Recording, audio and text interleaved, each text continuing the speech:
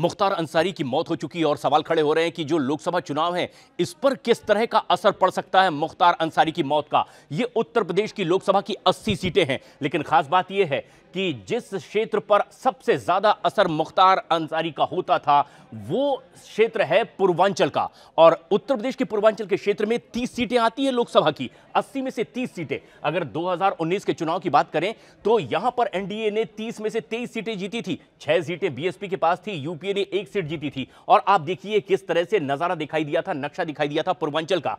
ज्यादातर सीटें इस अंसारी के प्रभाव के बावजूद यहां बीजेपी जीतने में कामयाब रही थी। लेकिन अगर हम इसके पहले की बात करें साल 2014 की, तो यह तस्वीर आप देखिए, एनडीए ने पूर्वांचल की 80 में से 30 सीटों में से 29 सीटें जीती थी, सिर्फ 1 सीट यूपीए जीत पाई थी यहां पर। और यह तस्वीर आप देख सकते हैं, यह है वही सीट आजमगढ़ की जिस पर एक बार फिर से असर देखा गया था और यहां पर अखिलेश यादव की पार्टी ने जीत हासिल की थी। लेकिन अगर तस्वीर हम 2009 की देखें तो नजारा किस तरह से बदला हुआ था, क्योंकि तब सरकारों की मौजूदगी में किस तरह का संरक्षण था और मुख्तार का दबदबा कैसा था, यह तस्वीर बताती है।